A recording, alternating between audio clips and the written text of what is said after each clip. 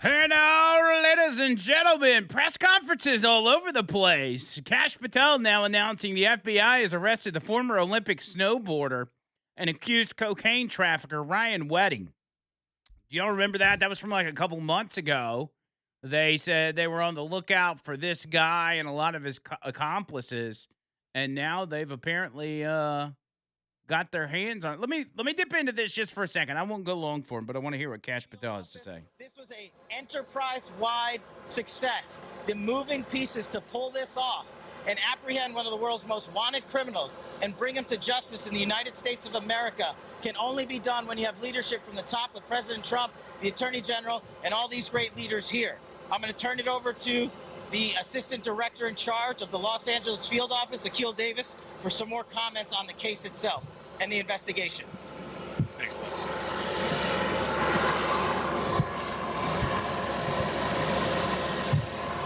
Good morning.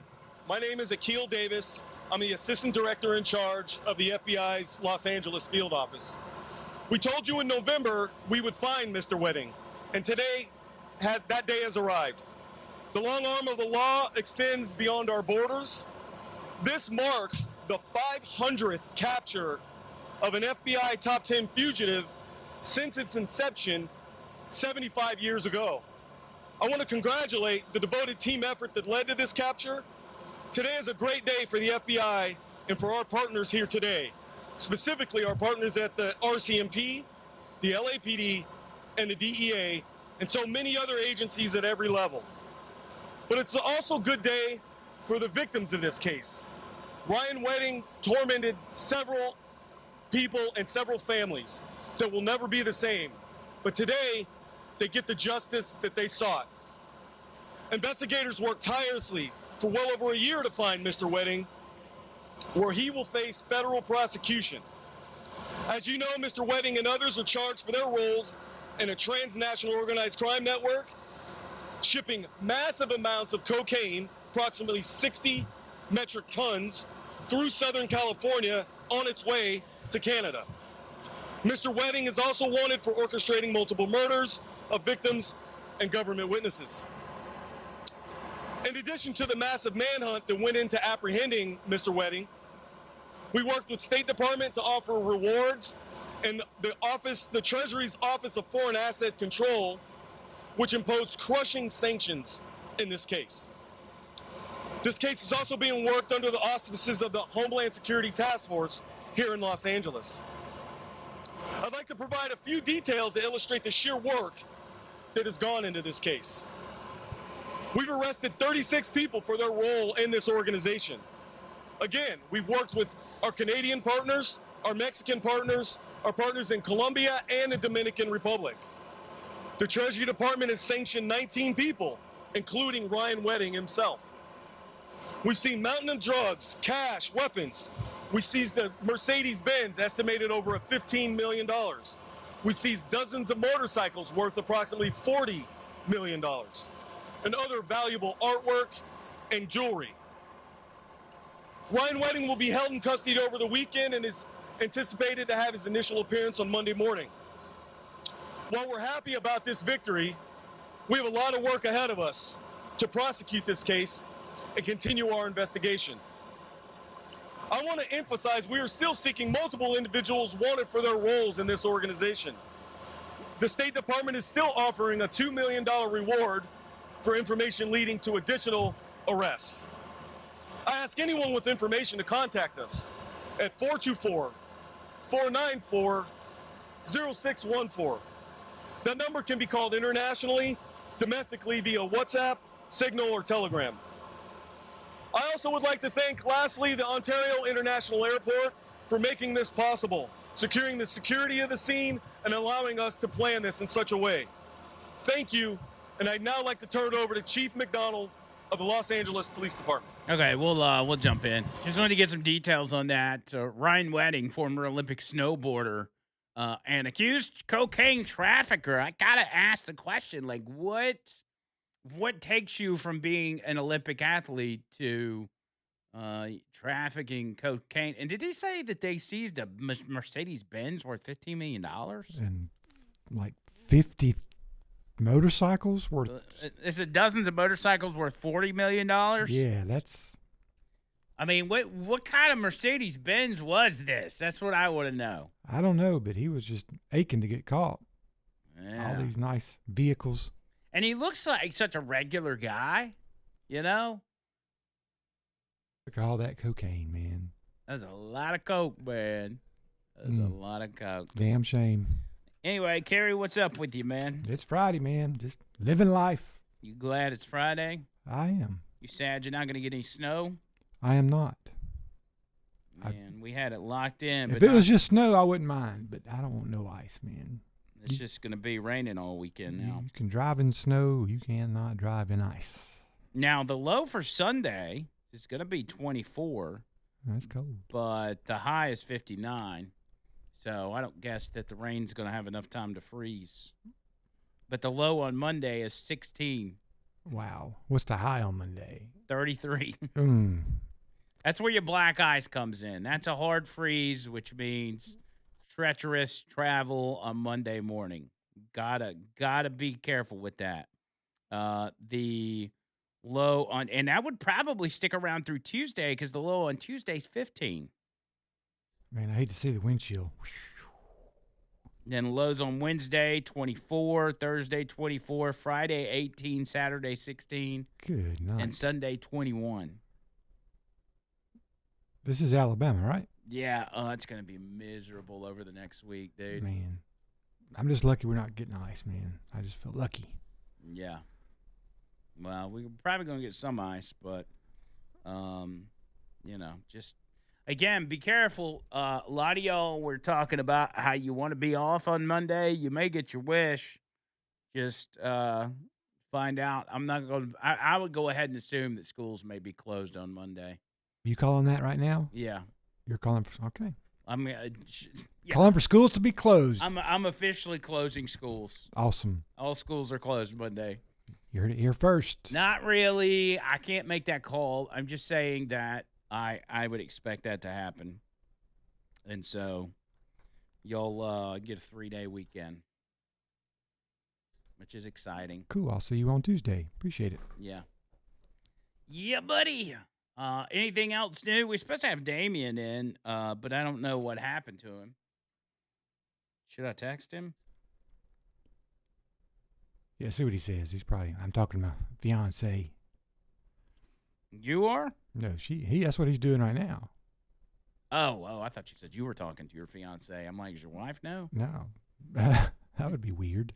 Yeah, Damien will always come in here and say he would stick around for the hour, and then 11:30 rolls around and his phone rings. Bring. And then he's out. Gotta go. Yeah. No. He is a kept man now. He is a kept man. He's a different guy these days. So, but hey, good for him. He's very happy. And do you think we'll get invited to his wedding? I mean, you would think, but I guess it depends on where they're going to have the wedding, right? It's in Tennessee? I don't know. I don't know where. I'm not going to travel for it. Oh, man. If he has it here, I'll go. In the building? Yeah, if he has it at work, but We'll during work hours. Yeah, we'll definitely be here for that. Yeah, if he has the wedding here at Cumulus during work hours, I'll come. Hey, I'm just kidding. If it was in Tennessee and he invited us, which I don't think he will, I think he's probably going to keep the circle small. But if he does, I would go. I would go, and I'd just make a bigger trip out of it. Yeah, I mean, I'd send a gift. Yeah. With you. You wouldn't go if he invited you? I mean, if you get invited, you're almost obligated to go. Yes, I would go. I would go just to watch another one bite the dust. Yeah, because your boys always try to talk you out of it. Yep. Well, no, if your friends are already married, when you get married, they're like, yeah, go for it, man. And they're like behind your back laughing at you. Mm-hmm. If they're single, they're more vocal. They'll say, don't do it. Yeah. They'll say, don't do it, bro. It's a trap. It's a trap. All right, so I'm going to keep my ear on this this press conference, this FBI press conference. Why are they doing it out in front of a running plane, by the way? Does anybody know? That's a good question. I mean, did they just That's the FBI plane, man. is Ryan Wedding on the plane? Like, did they just catch him? Like, why did you have to do it on the tarmac? That is weird. That's LA, LA though, so you know. Yeah. Well, cool. They caught him in Los Angeles. I don't know the details of it yet, although they've been showing a picture of what seems to be him on his phone at a table at a restaurant. And that makes me wonder if FBI had surveillance up and, caught him there. But they've also got a picture of him at what seems to be maybe an airport or something like that. So, Yeah, another reason not to get tattoos if you're gonna be a drug trafficker. yeah. Yeah, because he's got tattoos all over his arms, and he's got short sleeves on. You got to wear long sleeves, buddy. Yeah. Everywhere you go, you got to wear long sleeves. So we'll see. We'll get the details of that. Kind of interesting, if you ask me. I mean, big-time cocaine trafficker, Olympian turned cocaine trafficker. People have been killed. When the story first came up, I started telling y'all, I gave y'all some of the details on who all was involved and the people that have been killed, the government witnesses that have been killed by this guy or that he's orchestrated, and the massive amount of drugs that he's been, pumping through the country and pumping into Canada. Which, by the way, if he's been able to get that much coke into Canada, this whole argument of, fentanyl doesn't come through Canada is a joke. Okay? People are getting drugs through the Canadian border. Don't you worry. And actually, we should probably build a wall. I say we build the wall on our northern border. I do too. Well, we're at it. Let's put a wall on both sides. Keep those Canadians out of here. Yeah. Eh? All right. 205-545-9950. Let's keep it rolling. Right after this. Hang tight.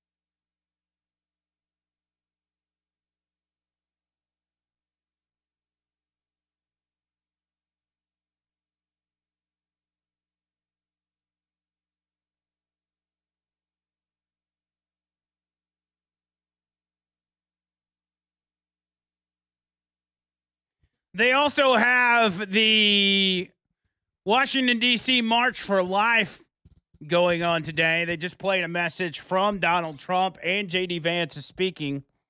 We'll keep an eye on that and see what happens. Let me go to Richard the cop, who's been patiently waiting. Richard, what's up, buddy? You were talking about the dogs earlier, Andrew. Those dogs are trained to smell through anything. They train them by wrapping stuff in coffee. They put it in all kind of chemicals, and those dogs are trained weekly by the handler. They have real detailed records. And talking about finding stuff in the cars, they have an object at the customs that's the size of a brick that they will put up against car door panels and against car bumpers, and it's a density detector. So if you got something, cocaine bundles hidden in the doors or hidden in the fenders, it knows that the density is too thick for that normal density of the car fender, the car door. Yeah. And that's when they start pulling off door panels. Right. That's interesting. Yeah, I mean, all of that makes sense. I mean, You were talking about body odor too. I don't know about these, but the biggest problem I have in the car is people getting in the car smelling like they just came out of a marijuana house fire. And I found this one little product called Blunt Power. 3 little small bottles, $18, and you spray 3 sprays of that, your car smells like strawberry for 3 or 4 days. Yeah, I've seen those before. They've got some stuff that's pretty potent. You get it at gas stations and stuff. Blunt Power. Get it off Amazon, sent it right to my door. Yeah. Wife, I came in, she goes, "Pastor, what's this?" I said, "This is relief right here." Beats riding down the road with the windows down and at 20 degrees to keep that smell out the car. And people in the back with their teeth chattering. Yeah. Yeah, I know. Y'all have a good day, boys. Roll Tide. All right, thanks, Richard. Yeah, he's told us before, man. If you get in his car smelling like weed, he's just gonna roll all the windows down for the whole ride. Doesn't seem fair, does it? That's not bad. Seems kind of mean, Richard. I don't know, man. I'm more worried about people getting in smelling like ass than I am smelling like weed. Yeah, that would be a bigger problem to me. And listen, I've had a few of them. I mean, they just smelt like straight doo-doo. And they get an Uber, which is weird. Yeah. It's like you can afford an Uber, but you can't afford a bar of soap. Come on, man. Rick's up next. Rick, how are you? I'm fine. Thank you so much for taking my call. I thank you for giving a voice to the voiceless. You know, if there wasn't no demand, there wouldn't be no supply. You know what I'm saying? What are we teaching our kids? Let them be kids. Don't teach them how to be sexual. Don't teach them about drugs. They don't need to know all that. They know it because we keep hollering about it. All right. That's right. Well, Rick, I appreciate it. Yeah, you know what the problem is as a parent, we fight this battle of there's just too much information out there. With the way internet is, it's hard to keep your kids from not having a phone or to keep them off social media. I understand it's possible, but in certain situations, it's tough. You take a divorced household, for instance, all right? And maybe it's, one side of the equation is not as safe or stable as the other side, and you need your kid to have a phone. You need your kid to be able to get in contact with you if something happens. Social media, peer pressure, everything else. Like all of this, all of this results in kids at a young age consuming and absorbing too much information. And in some ways that can be good, but in a lot of ways it can be detrimental. Because you want your kid to be a kid. You want them to be innocent. Story I was told last night, and many people have had this happen as well. You put your 5-year-old, your 6-year-old in school for the first time. A few weeks in, you get a call from the school that your your kid has flipped off another kid on the playground. And you don't do that at your house. Your kid's never seen you flip somebody the bird or use cuss words or anything. So you're like, what in the world? Why is my kid out here flipping people off? Well, it's because your kid is eventually going to have to mingle with everybody else's kid. And there's a lot of parents out there that don't raise their kids the way you raise your kids. There's a lot of parents out there that don't do a good job in general of raising kids. And their parenting ends up influencing your kid, which just makes parenting that much tougher. And what did the other kid do to get the bird?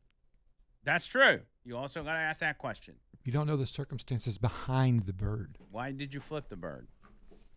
I encourage, and I'm not saying I'm good at this, probably far from it, but my advice that I would give to you as a parent is to be up all in your kids' ish.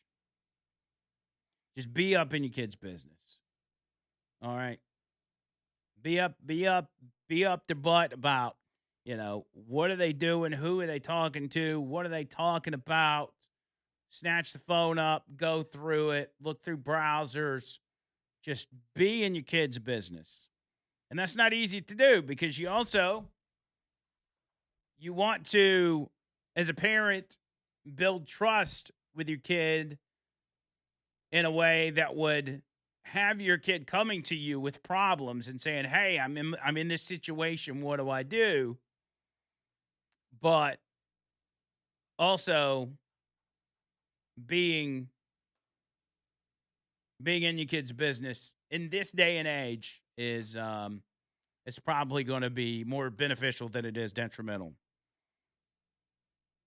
And it used to not have to be like that. Most of us grew up and we got to go do whatever. We ran off in the woods and played all day, came home at night. Parents dropped us off, didn't know what we were doing.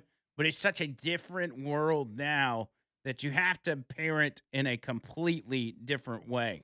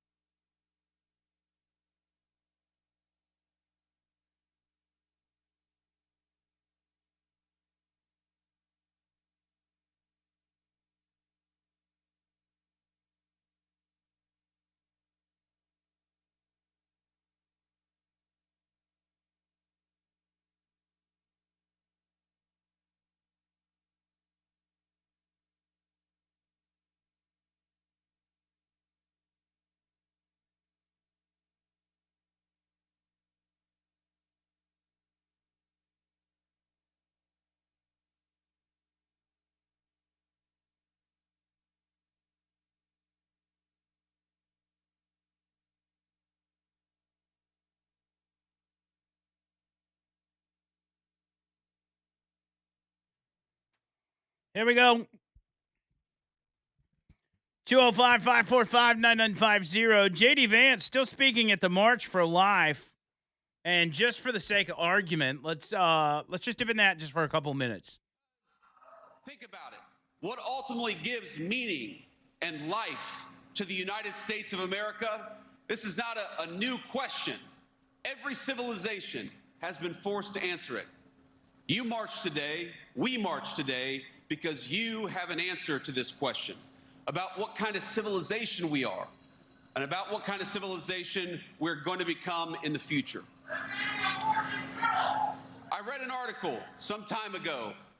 It was about classic archaeology, of all things. And one particular piece of information has haunted me. That one of the telltale signs of an ancient brothel in the pagan world was that you'd always find a large number of baby skeletons nearby. A lot of baby skeletons. And those bones predominantly belong to boys. Because unlike little girls, those boys would be of no use to the future adults who are running those brothels. Now, this is shocking to us because we grew up in a Christian culture and were formed by religious values. Even those of us who aren't particularly faithful, it's a shocking thing to hear. But we have to remember that in the ancient pagan world, discarding children was routine. From the skeletons in brothels to the child sacrifice of the Mayans, the mark of barbarism is that we treat babies like inconveniences to be discarded rather than the blessings to cherish that they are. But the inheritance of our civilization is something else. The fact that, as Scripture tells us, each life is fearfully and wonderfully made by our Creator.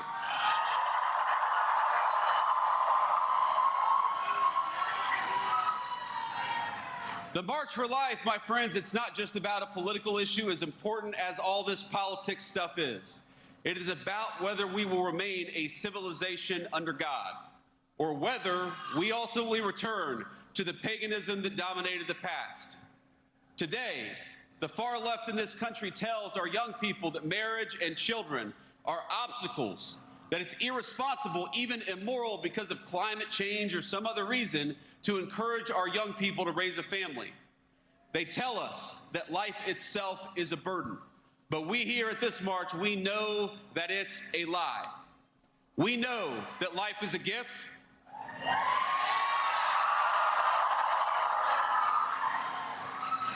We know that babies are precious because we know them and we love them and we see the way that they can transform our families.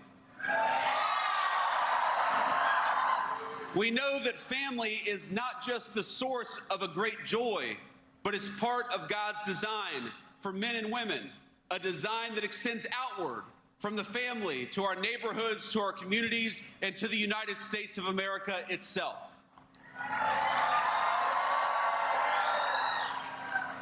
And we here know that treating everyone with dignity isn't always easy. It's not always convenient, but it's the right thing to do. We know that the people telling our young men and women that discarding family and children is a form of liberation, we know that those people are telling a lie. And so, to our fellow Americans, we march in part to serve as a witness. To our fellow Americans, we say, you're never going to find great meaning in a cubicle or in front of a computer screen, but you will find great meaning if you dedicate yourself to the creation and sustenance of human life.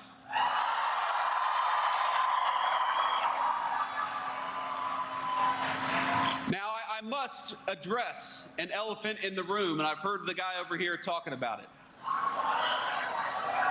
A fear that some of you have that not enough progress has been made, that not enough has happened in the political arena, that we're not going fast enough, that our politics have failed to answer the clarion call to life that this march represents and that all of us, I believe, hold in our hearts. And I want you to know that I hear you and that I understand. There will inevitably be debates within this movement. We love each other. But we're going to have open conversations about how best to use our political system to advance life, how prudential we must be in the cause of advancing human life. I think these are good, honest, and natural debates. And frankly, they're not just good for all of you, they help keep people like me honest, and that's an important thing.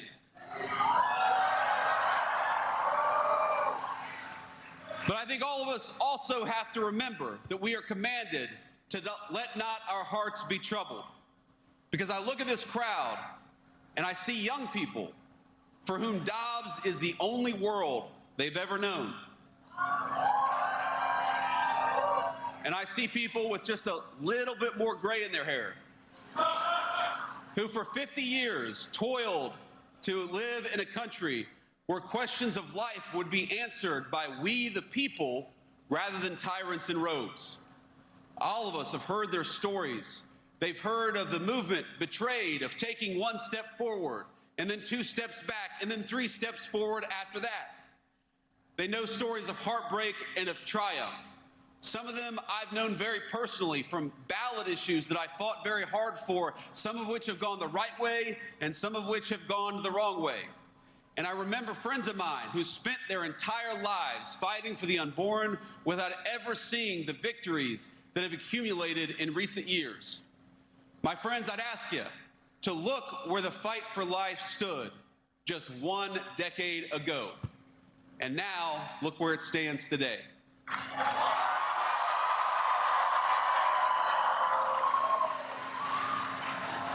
We have made tremendous strides over the last year, and we're going to continue to make strides over the next 3 years to come. But I'm a realist. I know that there is still much road ahead to travel together. Take heart. Take heart in how far we've come, but don't lose sight of why we marched. And so long as you are out there marching for life, I hope you know that the Vice President of the United States will march with you. God bless you all, and thanks for having me.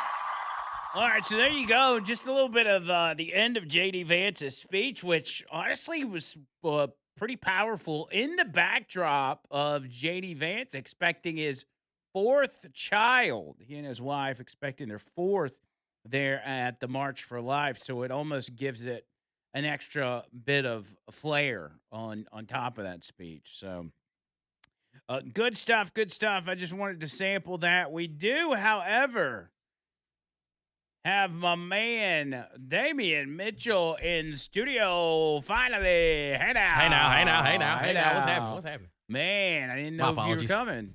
My apologies, man. You know the grind? Yeah. I mean, so you're pretty busy today? Yeah. We're a little short-handed on the other side, but we're making it work. No, don't come over here talking to us about short-handed, My buddy. apologies. My apologies. How's it going, man? It's good, man. Glad it's Friday. As you know, I had can we get Damian on the split screen? See what he looks like. I'm afraid that you're gonna be super see, look at that. Look at the difference in the two of us. Oh yeah. Like let me sit up then. Oh, you move that down. Put that where you I want. don't want people thinking I'm short out here. Yeah. Well, Dixon came in here yesterday, and I knew that was probably going to be the case. There you go. Look at that. There we go. Much better. So yeah, what was I saying? I forgot. My brain fart. Yeah. So I was out last week or half of last week. Went to Tampa. Yeah. And so I'm still. I think finally today's the first day. I feel like I'm back in the groove. Okay. Because Monday, Tuesday, Wednesday. Or wait, I wasn't here Monday, so Tuesday, Wednesday, Thursday was kind of. Yeah, just trying to shake the cobwebs off. I know y'all had a good time down there in Tampa. Yeah. Oh, dude, had a blast. Did you get to sample some of that? Yeah, it was just y'all have a lot of fun. That was wild, man. I got a bunch of footage. We're gonna be putting together a full length video of everything that went down. Everything? Yeah, everything. Oh boy. Everything that went down. The big party we did, it was a 3-night party. There was one of them after the party. They always go to this place called the Dollhouse down in Tampa, which is a strip club. Oh boy! And I didn't go. Okay. I didn't know we were trending. But I almost sent John Burden down there. He would have had a great time. I know he wouldn't be able to video document it, but at least he could come back with some stories. Yeah, I mean, you know how strip clubs go. Yeah. It's very classy. You know, it's a good time. Carrie, when's the last time you've been to a strip club? 2006. 2006. I have no idea. Been a while. It hadn't been that long. Come on. I mean, I really cannot remember. It's been a while. Long time? Yeah. What about you? Seen one boob, you seen them all, man. What about you, Damien? I plead the fifth. Yeah. No, I'm just playing. It was 2020. Couldn't be that long ago because you're only 30. Yeah, it was. I got a thing about strip clubs. I would say like 2023, 2022. Dang, that is kind of recent. Yeah. My biggest thing, like, listen, I am not going to knock the business. Listen, I've had some wonderful food, had great times there, but I'm one of those, man. I like to keep money in my pocket. That's my thing. Yeah, it seems like a real waste. There's a of lot money. of other avenues I could do to have the same amount of adrenaline rush. And you know, now again, the food at strip establishments, they're top notch. Like it is. But I've had a great time. I have wonderful times, especially here in the city of Birmingham. There's a few that you can go to and have a wonderful time. Which is your favorite? You know, I try not to rank them all, man. I'm like Carrie, man. Once you've seen one, you've seen them all. But there's some that separate themselves. All right. Yeah, I was just curious. When's the last time you been, Andrew? Oh God, I'm kind of in Carrie's camp.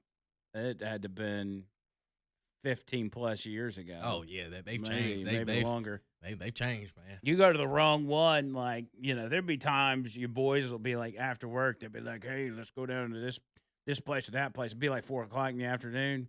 You get there and they got the B team on stage. Yeah, you run into a couple of those. You're like, wait a minute. What I try to go during prime hours. I try to go during prime hours. That's probably bad. Yeah. But I'm like you. At our age, it's kind of like, you know, there's a lot of other things we could be doing with this money.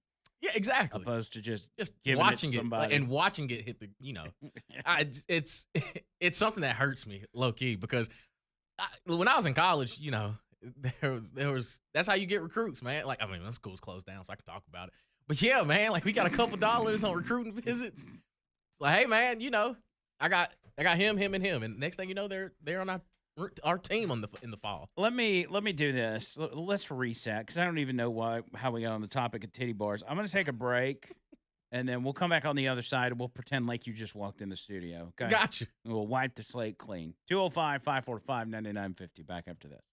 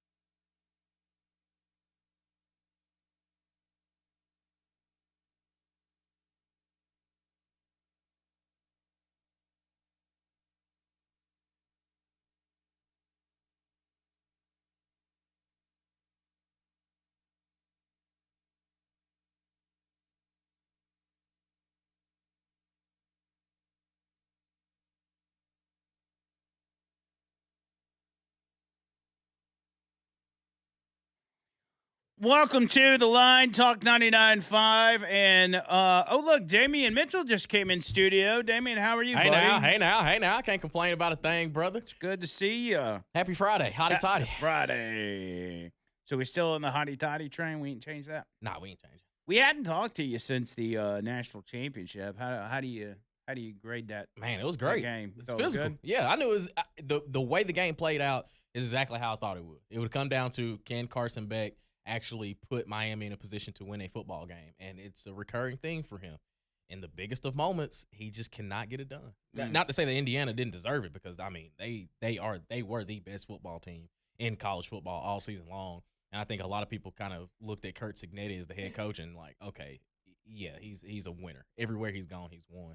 So, man, it was a great game, and it's just kind of it's crazy to think that it feels like it was 3 weeks ago. It was just 4 days ago, and like that's dang, how it was, wasn't it? Yeah, that's how. That felt like a long time ago. Yeah, man, that's how depressed I kind of get once college football season's over. It's like, oh, wow. What do you do now? Yeah, just monitor the transfer portal and go back and watch games from this past season. Yeah, what are you and when we're back at work Monday, assuming we can make it in here with all the ice on the roadways? What do you and Greg and Cole, what do y'all talk about? We still have NFL, so If we they, got the NFC. if they want advice, I would tell them to prod into your love life. Have they ever done that? No, I mean we Maybe I should should go talk to them. No, we keep it off air. All the conversations that we have.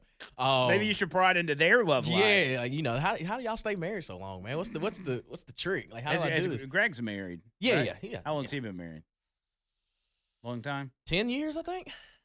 Okay. Might be a little bit longer. Because I know they dated for a good bit. But yeah, they've been married for a while. Both of them got 3 kids, so they're kind of locked in. How many kids you want? Yeah, I say 2. I think 2? 2 is the max. You don't think you 3? You say I think 2, which means 3 would be okay. But Yeah. you wouldn't go past 3. Nah. I can't see myself 3 times over.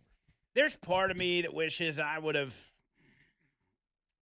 gone with 2. I mean, 3 seems like a lot, but to have your kid grow up with a brother or a sister, Yeah. I think is probably beneficial. Yeah, and I want to keep them close. Like, I don't want, too big of a gap. Like, I still want them, especially if they're boys. Like, I want them to be on the same teams. I want them, like one be a quarterback, one be a receiver. You're going to end up with 2 girls. I can already see it. That's karma coming to bite me. Yeah. But they're going to be they'll be tough girls. Oh, 100%. They'll be athletic as all get out too. Yeah. I mean, they'll probably be about 5'4", but they're gonna be some athletes. They're gonna be some dogs. No, I mean, I wouldn't. I have 3 nieces.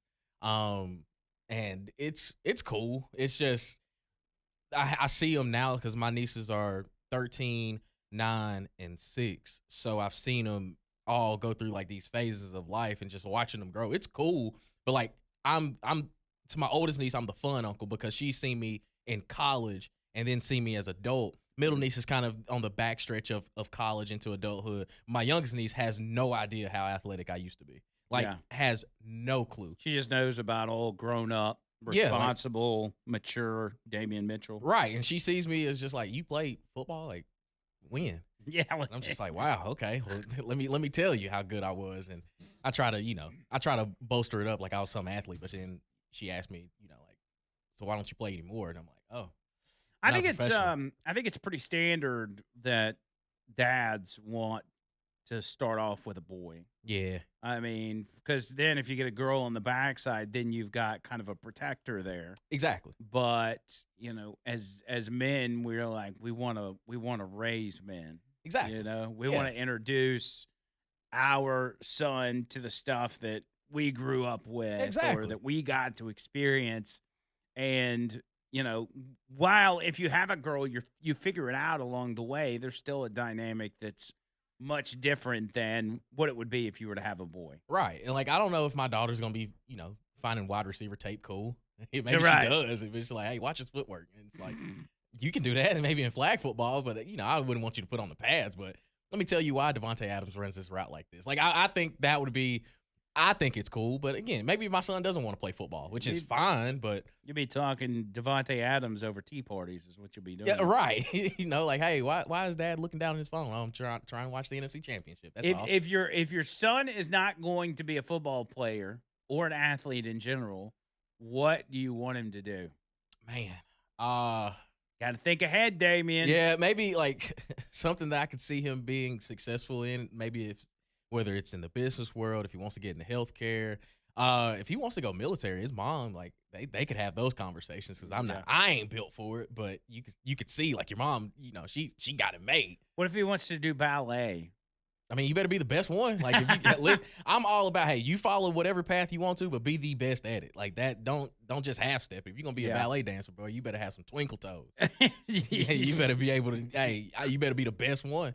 Because I'm still gonna rock with him. If he wants to be, like if he wants to get into the tech side of things, like by the time that happens in 2040, ain't no telling where we're gonna be in society. So I'm like, hey man, if you want to be, Dexter's Laboratory, this thing, we can get you right. What if he wants to follow in Kerry Adams' footsteps and be a producer for 25 years?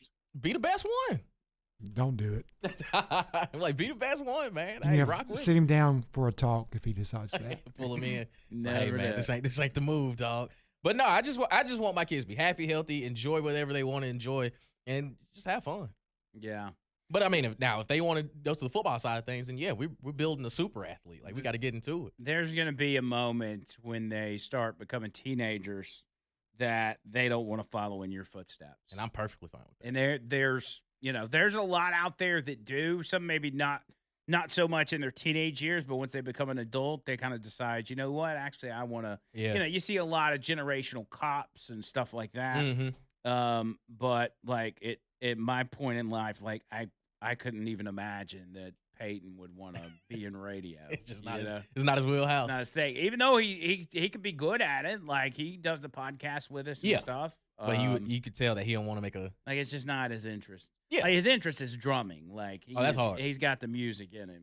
Does he? Is he like a natural ear for music too? Like he's got that bump with it. Yeah. See, that's cool. He's really figured it out. And the older I get, sorry to cut you off. The older I get, the more like I'm interested in fatherhood, just to see, like half of my DNA, watching him just kind of understand life of just like, wow, my dad does this. It's kind of cool. Like, okay. And just to watch him just mature. And even on the female side, like just to watch them grow and, they're always going to be my little girls, but it's also like, dang, like she's growing into a woman. Like if she anything like a mom, she's going to be a boss. This is the conversation we're supposed to be having on a day like today where they're having the March for Life in Washington, D.C. I can stay around if you. I was gonna say I don't have anything planned. Yeah, let's roll. Let's roll. Let's stick. Murphy was supposed to call me, but I don't know what happened to that. You know how Matt is. We'll stick with Damian Mitchell. Hour number 3 coming up next.